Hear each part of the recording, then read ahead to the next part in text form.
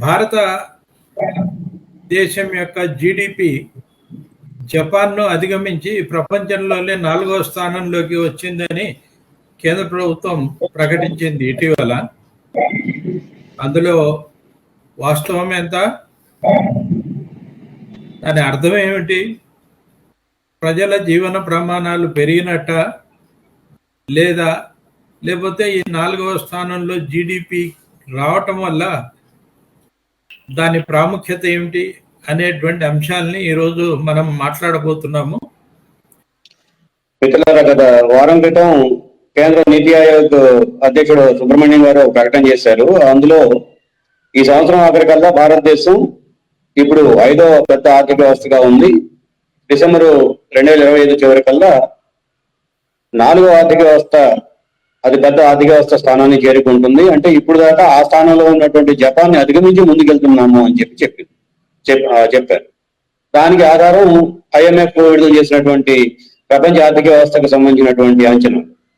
ఇదే విషయాన్ని మోడీ గారు కూడా గాంధీనగర్ ఉపన్యాసాల్లో, బహిరంగ సభల్లో మాట్లాడారు.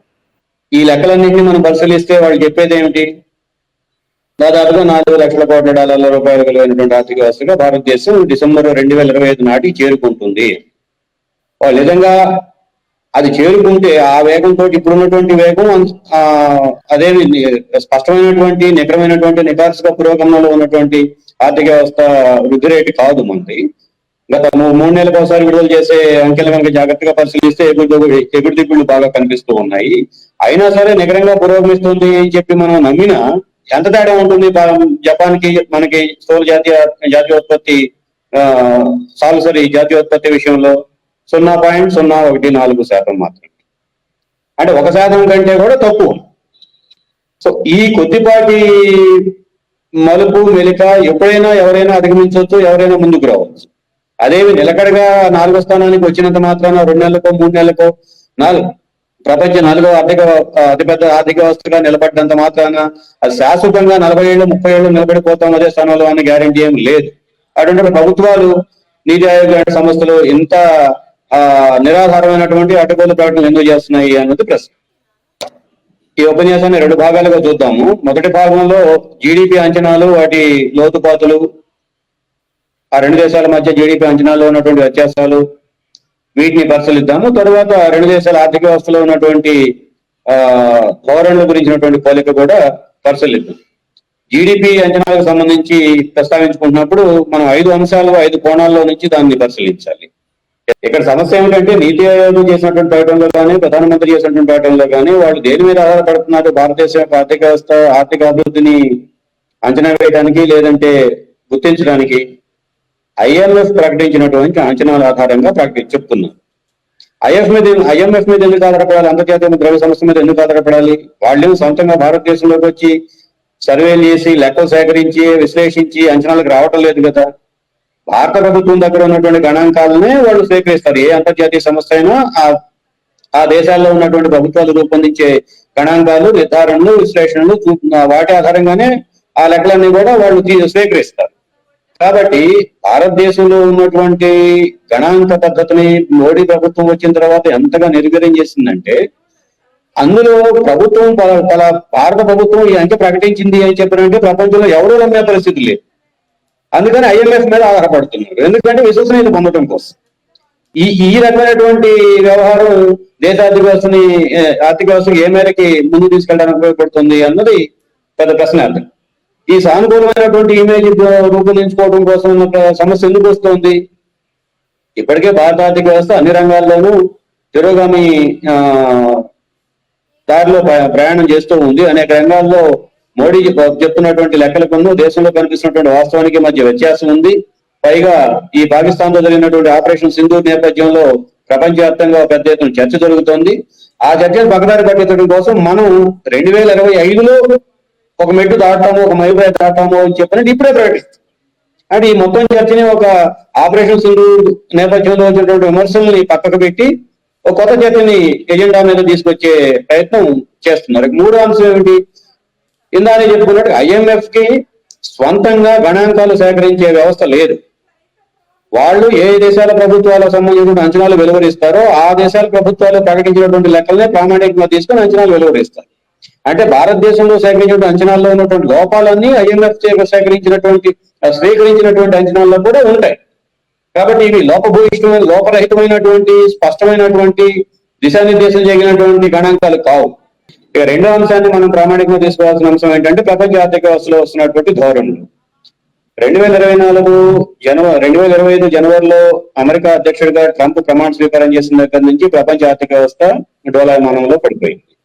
అన్ని దేశాల్లో స్టాక్ మార్కెట్లు పడిపోతున్నాయి, కరెన్సీ విలువలు పడిపోతా ఉన్నాయి, బంగారం విలువలు మార్పులు వస్తా ఉన్నాయి, డాలర్ విలువ తన మార్కెట్ అవసరాలకు అనుగుణంగా ఒకప్పుడు బలం పుంజుకుంటుంది, మరొకసారి బలహీనం అవుతుంది.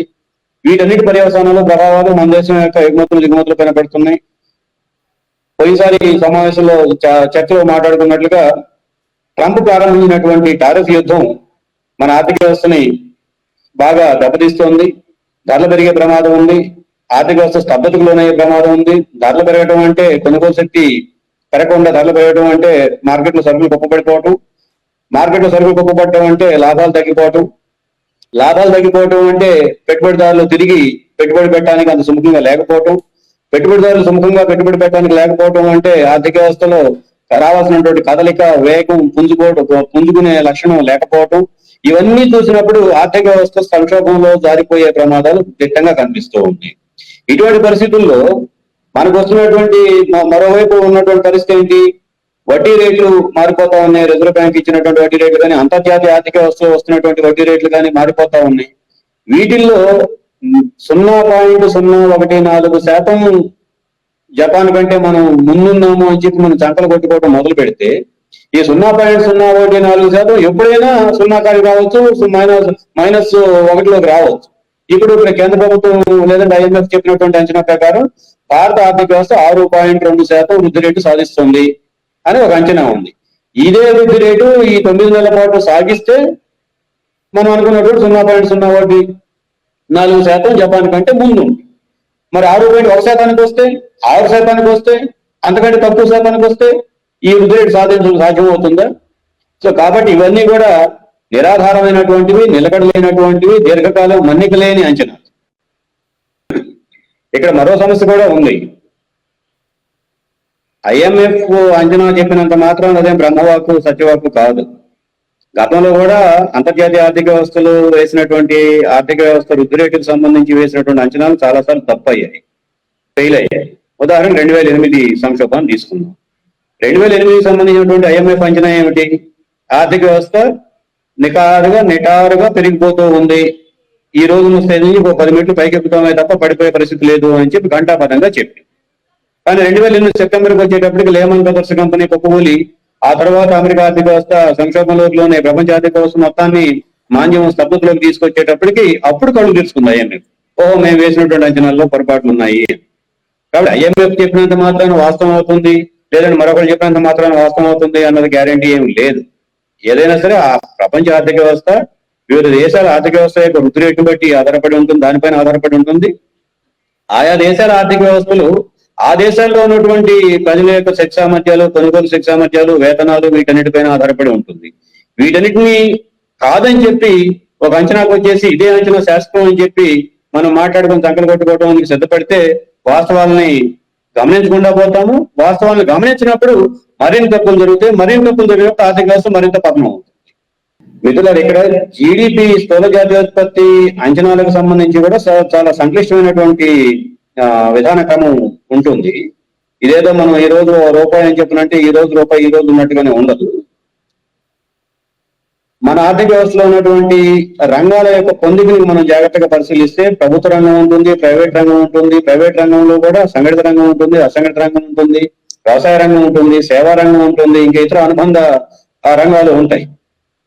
ఈ బహుముఖ ఆర్థిక రంగాలలో జరుగుతున్నటువంటి ఆర్థిక వ్యవహారాలు, లావాదేవీలు, ఖర్చులు, పెట్టుబడులు, ఉపాధి, వేతనాలు ఇవన్నీ మనం మాట్లాడుకున్నట్టు ఈ సంవత్సరం లెక్కేసుకున్నట్టుగా ఉండదు. అందుకని GDPని అంచనా వేసేటప్పుడు ఒక 5 రకాలైనటువంటి అంచనాలు ఉంటాయి. మొదటి అడ్వాన్స్ అంచనా, ముందస్తు అంచనా మొదటి దఫా.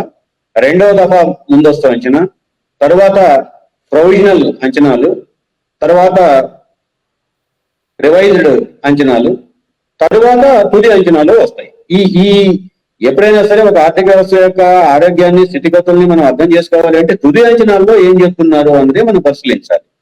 ఈ మొదటి దఫా ముందస్తు అంచనా దగ్గర నుంచి తుది అంచనాలు ఖరారు చేసుకునేంత వరకు మనం లెక్క చూస్తే ఒక 2 సంవత్సరాలు, 2.5 సంవత్సరాల పాటు టైం పడుతుంది. ఎందుకంటే ఆ సమాచారం అంతా వచ్చి దాన్ని ఫిల్టర్ చేసి లెక్కేసి దాని అంచనాలు వేసి ఏది తప్పు, ఏది ఒప్పు, ఎక్కడ మైనస్ ఉంది, ఎక్కడ ప్లస్, ఇదంతా కూడా చాలా ప్రాసెస్ ఉంటుంది. అందుకని ఈ 2025 డిసెంబర్ నాటికి ఉన్నటువంటి అంచనాలు, తుది అంచనాలు ఎప్పుడు వస్తాయి? 2027 డిసెంబర్ నాటికి. ఒక్కొక్కసారి ఈ రివైజ్డ్ అంచనాల మధ్య, అంటే ప్రొవిజనల్ అంటాము, ఆ ప్రొవిజనల్ అంచనాలకి, తాత్కాలిక అంచనాలకి, రివైజ్డ్ అంచనాలకి, తుది అంచనాలకి మధ్య 1% నుంచి 2% మధ్య కూడా తగ్గుదల, ఎదుగుదల ఉంటాయి. అటువంటిప్పుడు మనం 2.5 సంవత్సరాల తర్వాత తేలే లెక్కల గురించి ఈ రోజే మనం సాధించేసాము, అద్భుతం సాధించేసాము, ప్రపంచంలో మనమే ఆర్థిక శక్తిగా ఉన్నాం, 4వ ఆర్థిక శక్తిగా ఉన్నాం, జపాన్ మనకంటే వెనకబడిపోయింది, ఇక వెనక్కి నెట్టాల్సిన 3వ స్థానాన్ని, ఆ తర్వాత 2వ స్థానాన్ని అని చెప్పి మనం చెప్పుకుంటూ పోతే ఏమవుద్ది? ఈ వాస్తవాలన్నీ ఈ తప్పని తేలేటప్పుడు 2.5 ఏళ్ళు పట్టుద్ది. అప్పటికి ఎవరెవరు ఎక్కడెక్కడ ఉంటారో ఎవరో తెలుసు. ఈ కాబట్టి జనాన్ని పక్కదారి పట్టించడం కోసం పనికొచ్చే చర్చ తప్ప వాస్తవాల ఆధారంగా జరిగే చర్చ ఇది కాదు. మిత్రులారా, ఇక 4వ అంశానికి సంబంధించి మనం చూసినప్పుడు భారత ఆర్థిక వ్యవస్థ గత 10 ఏళ్ల కాలంలో 4 సార్లు షాక్ ట్రీట్మెంట్ గురైంది.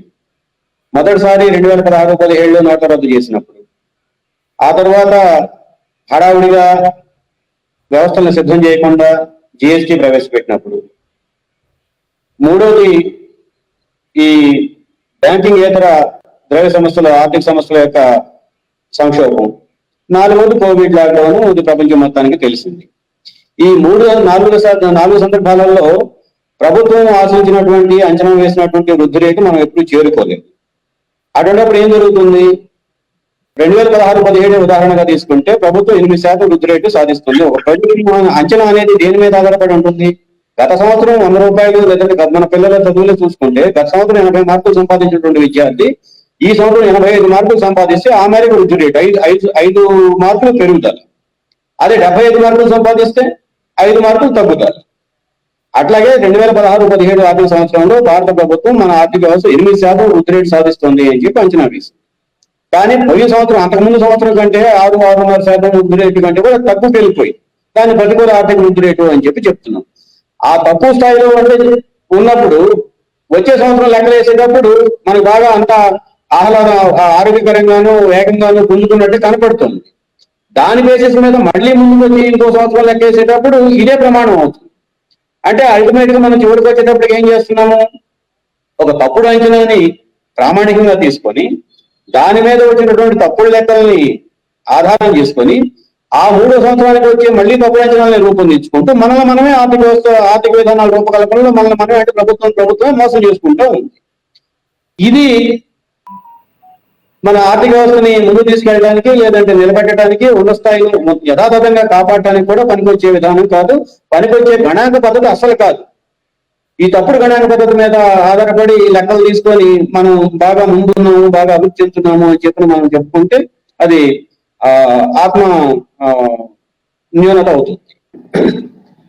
ఈ ఆర్థిక అభివృద్ధికి సంబంధించినటువంటి అంచనాలు వేసేటప్పుడు ఒక కేటగిరీ ఉంటుంది, డిస్క్రిపెన్సీ అని చెప్పి అంటారు. అంటే తేడాలు. ఆ తేడాలు అంటే పోయిన సంవత్సరం వేసినటువంటి అంచనాకి, అంతకుముందు సంవత్సరం వేసినటువంటి అంచనాకి, ఈ రోజు మనకు కనపడుతున్నటువంటి వాస్తవానికి మధ్య పోల్చి చూస్తే ఈ తేడాలు స్పష్టంగా కనపడతాయి. ఆ తేడాలు ఒక్కోసారి సానుకూలంగా ఉండొచ్చు, ఒక్కోసారి ప్రతికూలంగా ఉండొచ్చు. ఉదాహరణకి భారత గణాంక వ్యవస్థలో 0.7% తేడా అనే దాన్ని జనరల్ గా అంగీకరిస్తూ ఉంటారు.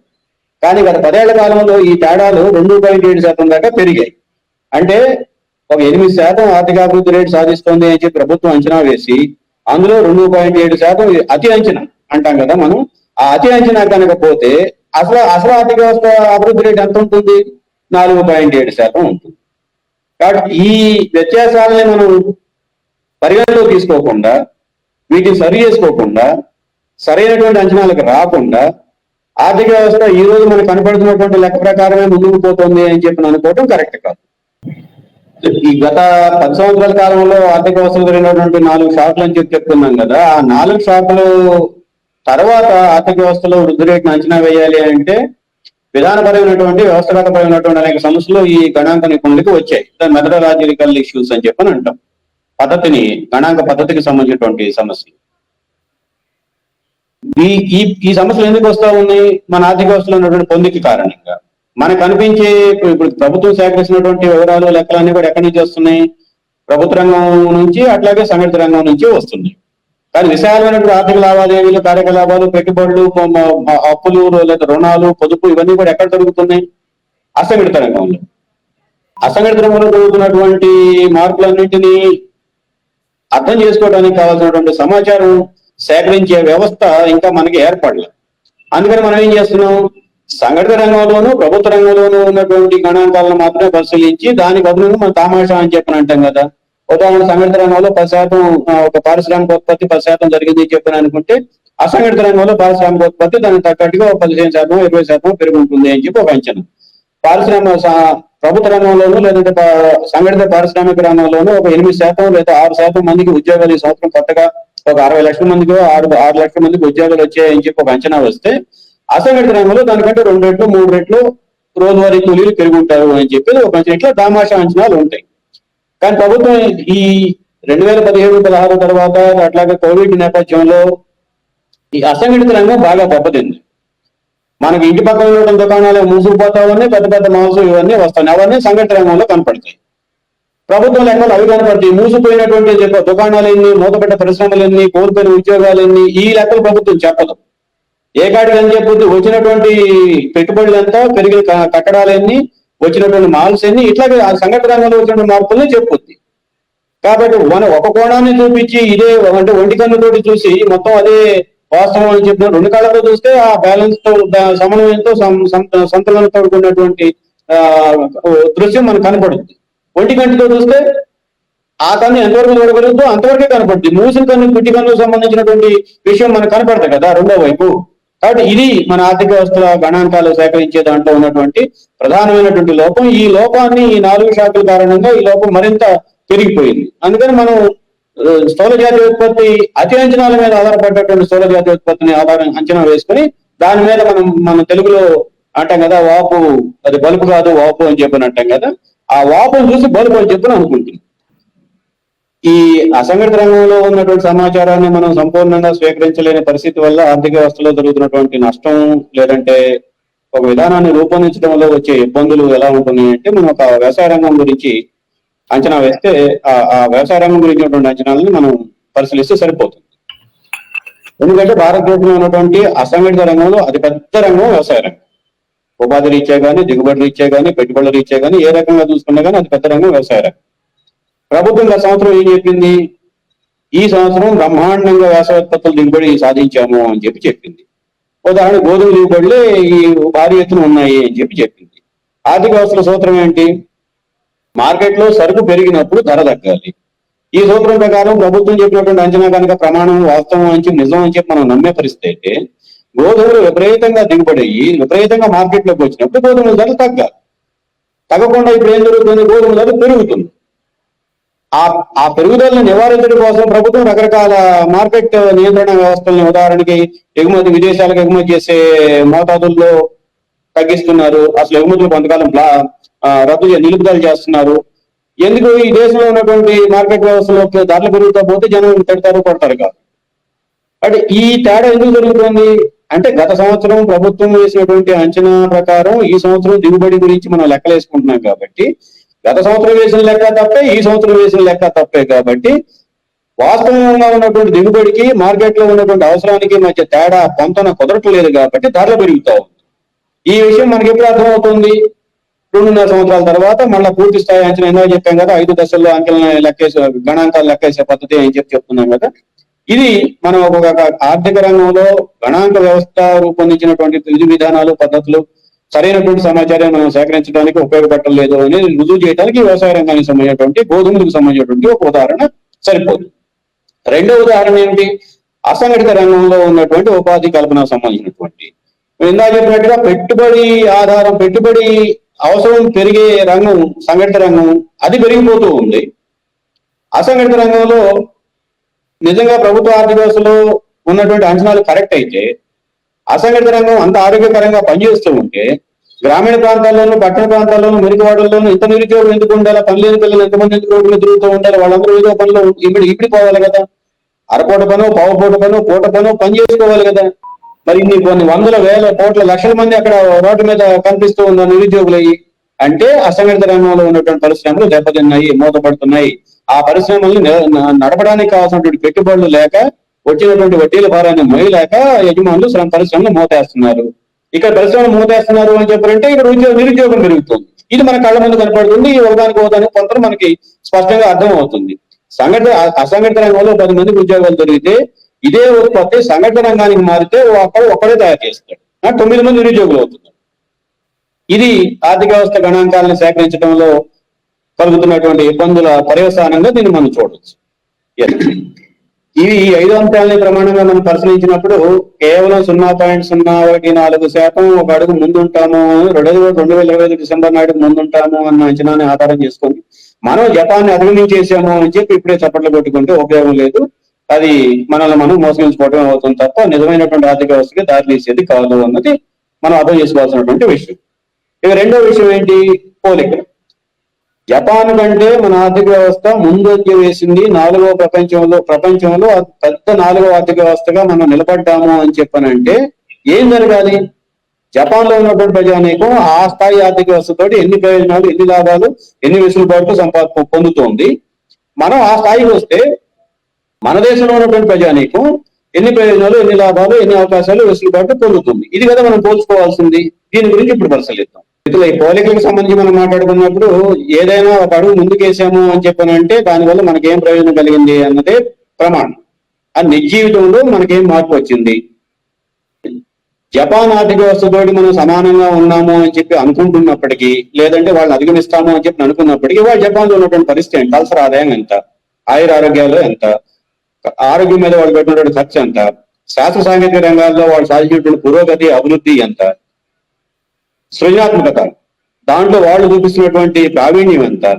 వాళ్ళ దేశంలో జనాభా 12.5 కోట్లు, మన దేశంలో జనాభా 140 కోట్లు. ఆ 12.5 కోట్లు ఉన్నటువంటి జనాభా కలిగినటువంటి దేశంలో ఎంతమంది కార్మికులు ఎన్ని రెట్లు పనిచేస్తే ప్రపంచ ఆర్థిక వ్యవస్థలో ఆ చిన్న దేశం 4వ స్థానానికి వస్తుంది? వాళ్ళెంత ఈ మొత్తం కానీ మనం తలసరి లెక్క అని చెప్పినట్టు తలసరి ఆదాయం, ఆ తలసరి ఆదాయం లెక్కేసుకుంటే మనకి వాళ్ళకి మధ్య 12 రెట్లు తేడా ఉంది. అంటే వాళ్ళు 12 రూపాయలు తలసరి ఆదాయం సగటును చెప్తున్నాం. ఉదాహరణకి 12 రూపాయలు వాళ్ళు తలసరి ఆదాయం ఉంటే మన దేశంలో తలసరి ఆదాయం 1 రూపాయి ఉంటుంది. అంటే మన సమానంగా నువ్వు నేను సమానం అని చెప్పినంటే ఎట్లా? మన చిన్నప్పుడు సామెత చెప్తారు, 100 జతల వ్యవసాయం అని చెప్పి చెప్తారు. ఏంటి 100 జతల వ్యవసాయం? 99 జతలేమో భూస్వామికి ఉంటాయి, 1 జత ఏమో కౌలు రైతుకు ఉంటుంది, ఆయనకి నాకు కలిపి 100 జతల వ్యవసాయం అని చెప్పినట్టు ఉంటుంది ఈ కథ. అందుకనే మన మానవ వనరుల అభివృద్ధి విషయంలో కానీ, ఆకలి విషయంలో కానీ జనాభాలో ఒక సగభాగాన్ని ప్రమాణంగా తీసుకుంటే, అంటే ఒక కనీస ఆదాయం కంటే తక్కువ ఆదాయం పొందుతున్నటువంటి వాళ్ళ జీవన ప్రమాణాలు, స్థితిగతులు, చదువు సంఖ్యలు, ఆరోగ్యం, వీటన్నింటినీ పోల్చి చూసుకున్నప్పుడు జపాన్ లో ఉన్నటువంటి ప్రజానీకం, ఆ దిగువ స్థాయిలో ఉన్నటువంటి ప్రజానీకం కూడా మన దేశంలో ఉన్నటువంటి ఒక మధ్యతరగతి ఆ పైన ఉన్నటువంటి ప్రజానీకం కంటే చాలా మెరుగైనటువంటి జీవితాన్ని అనుభవించగలుగుతున్నారు. మరి మనం జపాన్ అధిగమిస్తున్నాము అని చెప్పుకుంటున్నాం కదా. మరి జపాన్ లో ఉన్నటువంటి జనాభా పొందుతున్నటువంటి మెరుగైన జీవన ప్రమాణాలని మనం ఈ దేశంలో ఉన్నటువంటి జనాభాకి అందించగలుగుతున్నాము. అలా అందించలేనప్పుడు ఈ ముందుంటే ఏంటి అనుకుంటే, మిగతా భారతదేశానికి జపాన్కి ఉన్నటువంటి తేడాల గురించి మనం చెప్పుకోవాలంటే మొట్టమొదట మనకు అర్థం చేసుకోవడానికి వీలైనటువంటి తేడా నిరుద్యోగానికి సంబంధించినటువంటి సమస్య. జపాన్ లో అంటే ఆర్థిక వ్యవస్థలో స్థూల జాతోత్పత్తి సాధించే క్రమంలో ఎన్ని చేతులు పనిచేస్తున్నాయి, ఎంతమంది పనిచేస్తున్నారు అనేది లేబర్ ఫోర్స్ పార్టిసిపేషన్ రేట్ అని చెప్పని అంటాం. అంటే ఆర్థిక వ్యవస్థలో ఎంతమంది పనిచేస్తున్నారు అనేది ఆ రేటు చూసుకుంటే ఇప్పుడున్నటువంటి దాని ప్రకారం లెక్కేసుకున్నా కానీ జపాన్కి మనకి 13% అంటే వెనకబడి ఉన్నాం. అంటే జపాన్ లో 63% ప్రజలు ఏదో ఒక ఉత్పత్తి చేసే పనులు ఉంటే మన దేశంలో 50% కంటే తక్కువగా ఉన్నారు. ఏదో ఒక ఉత్పత్తి చేసే పనులు, ఉత్పాదక శ్రమ అంటాం కదా. ఆ ఉత్పాదక శ్రమ మన దేశంలో 50% మంది మాత్రమే చేస్తుంటే జపాన్ 63% మంది చేస్తున్నారు. అంటే ఆ 13% అదనంగా అక్కడ ఉత్పత్తి చేస్తారు. ఆ మేరకి నిరుద్యోగం తక్కువగా ఉంటుంది అంటే పని చేసే వాళ్ళ పైన ఆధారపడే జనాభా కూడా తక్కువగా ఉంటుంది. భారతదేశంలో పనిచేసే వాళ్ళు ఒక ఇంట్లో నలుగురు ఉన్నటువంటి కుటుంబంలో ఒకడు ఉంటే ముగ్గురు వీడి మీద ఆధారపడతారు. మనకున్నటువంటి జనాభా పొందిక అట్లా ఉంది. జపాన్ లో నలుగురు ఉన్న కుటుంబంలో ముగ్గురు పని చేస్తున్నారు అనుకోండి, ఒకరినే బతికించాల్సి వస్తుంది. పెద్ద కష్టం ఉండదు ముగ్గురు మీద. సో ఈ తేడాలని మనం అర్థం చేసుకోకుండా జపాన్ కంటే మనం ముందుకు వెళ్తున్నాము అని చెప్పినంటే కుదరదు. ఇట్లా ఈ రోజు భారతదేశ ప్రభుత్వాలు అనుసరిస్తున్నటువంటి విధానాలను కనుక మనం అర్థం చేసుకోవాలి అంటే రెండు పద్ధతులు ఉంటాయి ఏ ఆర్థిక వ్యవస్థలోనైనా సరే అర్థం చేసుకోవటానికి. ఉపాధి అంటే శ్రమశక్తికి, పనిచేసే శ్రామికులకి పని కల్పించే పద్ధతుల్లో ఆర్థిక వ్యవస్థ పరపతి విధానం అంటే రుణం, అప్పులు ఇచ్చే విధానం, వడ్డీ రేట్లు ఇవన్నీ కూడా నిర్ధారిస్తున్నారా, లేకపోతే నిరుద్యోగాన్ని పెంచే పద్ధతుల్లో, యంత్రాలకు ఎక్కువ పని పెట్టే పద్ధతుల్లో ఈ విధానాలన్నింటినీ రూపొందిస్తున్నారా అన్నది కీలకం. గత 30 సంవత్సరాల నుంచి కేంద్ర ప్రభుత్వం చేసినటువంటి విధానాలలో దీన్ని క్యాపిటల్ ఇంటెన్సివ్ ఎకానమీ అని చెప్పి అంటాం. అంటే నువ్వు ఎక్కువ పెట్టుబడి పెట్టాలి, ఎక్కువ యంత్రాలు కొనాలా, ఎక్కువ ఉత్పత్తి చేయాలి, మార్కెట్ లో కుప్పపోయాలా, కొనుక్కునేవాడు కొనుక్కోలేకపోతే వాటిని విదేశాలకు ఎగుమతి చేయాలి. ఈ దేశంలో ఉన్నటువంటి వాడికి పని కల్పించి వాడికి ఆ కడుపు నింపి వాడు రూపాయలు ఆదా చేసుకొని ఆదా చేసుకున్న రూపాయలతోటి ఒక వస్తువు కొనుక్కోవడానికి అవకాశాలు కల్పించడం అన్నది కాదు. ఇది ఈ రెండో పద్ధతి లేబర్ ఇంటెన్సివ్ ఎకానమీ అని చెప్పని అంటాం. ఇప్పుడు మన భారతదేశంలో కేంద్ర ప్రభుత్వం అనుసరిస్తున్నటువంటి పెట్టుబడికి పని పెట్టే వ్యవస్థ. దీనివల్ల ఏమవుతుంది, అసంఘటిత రంగంలో ఉద్యోగాలు దొరకట్లేదు, ఉపాధి మన పొదుపు దొరకట్లేదు, అప్పు దొరకట్లేదు, మార్కెట్లోకి వెళ్తే వడ్డీకైనా సరే అప్పు దొరకట్లేదు. దీనితో అదనంగా ఒక సమస్య కూడా ముందుకు వస్తుంది. ఈ కేంద్ర ప్రభుత్వం ఏం చేస్తుంది, ఈ అంతా చిల్లా చెదరుగా పడినటువంటి వ్యవస్థ మొత్తాన్ని నేను ఒక దారిలోకి తీసుకొస్తున్నాను, మెయిన్ స్ట్రీమింగ్ అని చెప్పని అంటాం. ఒక దారిలోకి తీసుకొస్తున్నాను, ఇక నుంచి అంతా మనకి పారదర్శకంగా కనపడుద్ది, భూతత్వంలో ఎక్కడేసినా కనపడుద్ది అని చెప్పి చెప్తున్నారు. అంటే ఏంటి, మన చేతిలో ఉన్నటువంటి రూపాయి మన ఫోన్ లో ఉంటుంది, మన చేతిలో పైసలు ఉండవు, మన దగ్గర ఎన్ని రూపాయలు ప్రభుత్వంలో ఉన్నటువంటి వాళ్ళకి అధికారులకి కనపడుతుంది. అట్లాగే ఈ డిజిటల్ ట్రాన్సాక్షన్స్ అని చెప్పి చెప్తున్నాం, లావాదేవీలు అని చెప్పి చెప్తున్నాం కదా, అది మనం బ్యాంకుకి వెళ్ళి గతంలో కనీసం మన రాకముందు మనకు కావాల్సినటువంటి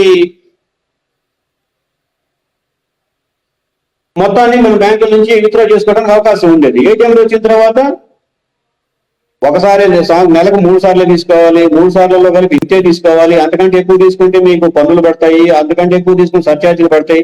ఈ రకంగా మన రోజువారీ నగదు లావాదేవీల్లో నగదు తగ్గించుకుంటూ వస్తున్నారు. ఈ నగదు అంతా అడిగిపోతుంది, బ్యాంకుల్లో పోతుంది. ఆ బ్యాంకుల ద్వారా ఏమవుతుంది, ఈ పేద దేశాలకి, పేద రాష్ట్రాలకి, పేదలకి అప్పు ఇచ్చేదానికంటే బదులు పెద్ద పెద్ద పారిశ్రామిక రాష్ట్రాలుగా ఉన్నటువంటి బాంబే, ఢిల్లీ, గుజరాత్ ఇటువంటి మహారాష్ట్ర ఇటువంటి గుజరాత్ రాష్ట్రాలకి ఈ అప్పు అంతా బయటికి పోతుంది. అంటే ఉదాహరణ ఇంక్లూజివ్ బ్యాంకింగ్ అని చెప్పి ప్రభుత్వం చెప్తుంది. పేరుకేమో అది సానుకూలమైనటువంటి పదమే, అందరికీ బ్యాంకింగ్ అవకాశాలు అందుబాటులో తీసుకురావడం, ప్రతి ఒక్కరికి బ్యాంకు ఖాతా ఓపెన్ చేయడం, ఆ బ్యాంకు ఖాతాని ఆధార్ నంబర్ తోటి, ఫోన్ నంబర్ తోటి అనుసంధానం చేయడం, లింక్ చేయడం, ఇవన్నీ కూడా చెప్పుకోవడానికి బాగానే ఉంటాయి. దీని ఫలితం ఏంటి, నిన్న మొన్నటి వరకు మన ఇంట్లో ఉన్నటువంటి మన పొదుపు, మన శ్రమ, మన కష్టం, మన శ్రమ ఫలితం ఇవాళ బ్యాంకులో ఉంటుంది. నువ్వు బ్యాంకులో వేసినటువంటి సొమ్ము వెనక్కి తీసుకోవాలంటే దానికి 100 షరతులు.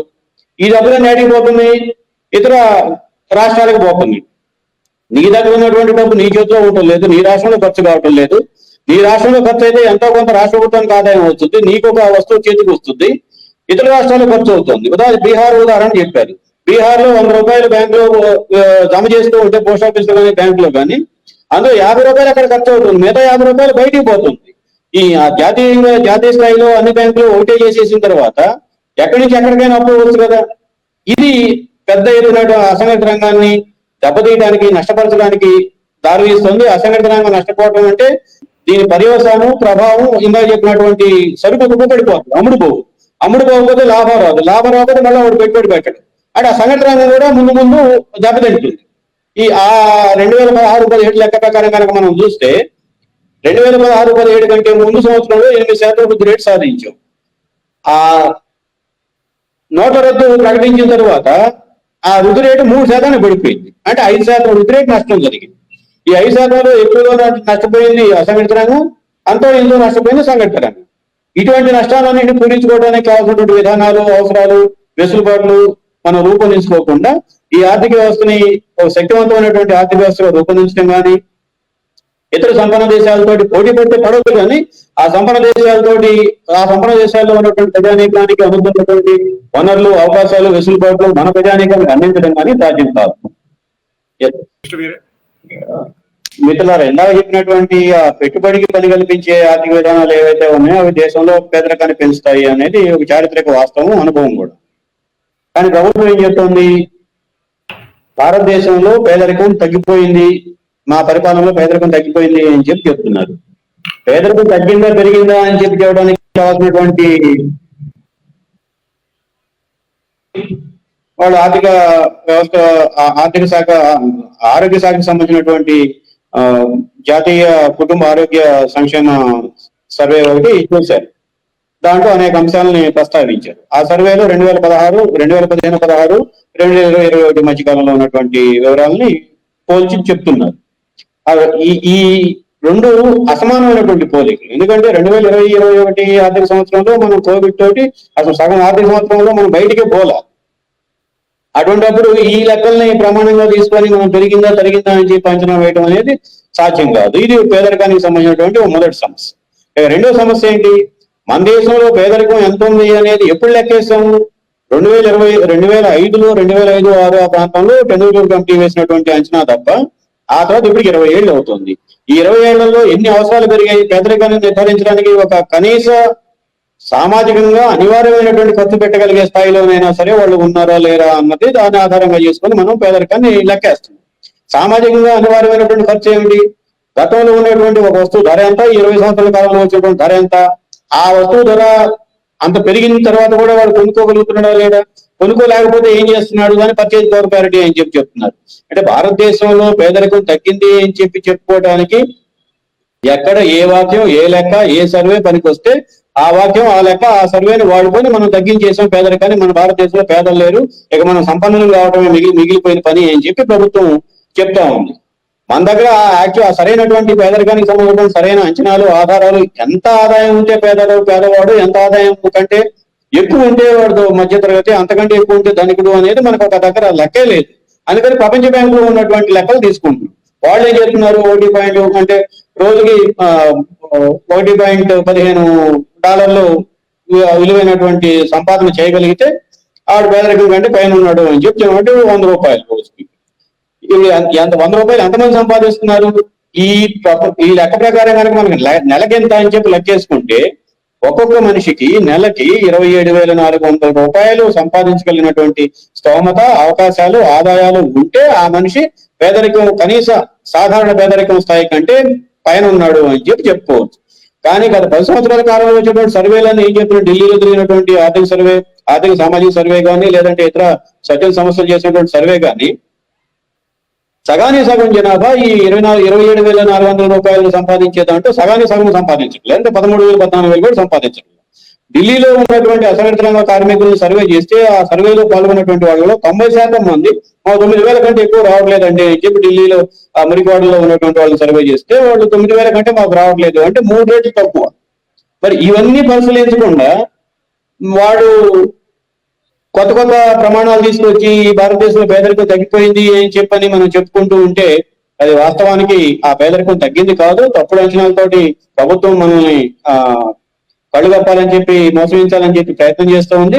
భారతదేశంలో పేదరికాన్ని నిర్వచించాల్సినటువంటి పేదరికం యొక్క ప్రమాణాన్ని పునర్నిర్వచించాలి. 2005 తర్వాత జరిగినటువంటి అధ్యయనం లేదు కాబట్టి కొత్తగా పేదరికం యొక్క స్థాయి నిర్ధారించడం కోసం ఈ రోజు మార్కెట్ విలువ ఏదైతే ఉందో దానికి అనుగుణంగా పేదరికం యొక్క ప్రమాణాన్ని నిర్ధారించాలి. దానికోసం ప్రత్యేకమైనటువంటి ప్రయత్నం చేయాలి. ఆ ప్రయత్నం చేయకుండా భారతదేశంలో పేదరికం తగ్గిందా పెరిగిందా అని చెప్పుకుంటే అది రాజకీయ ఉపన్యాసం అవుతుందే తప్ప వాస్తవిక ప్రాతిపదికన జరిగినటువంటి అంచనా కాదు, విశ్లేషణ కాదు. మొదట్లోనే మనం చెప్పుకున్నట్టుగా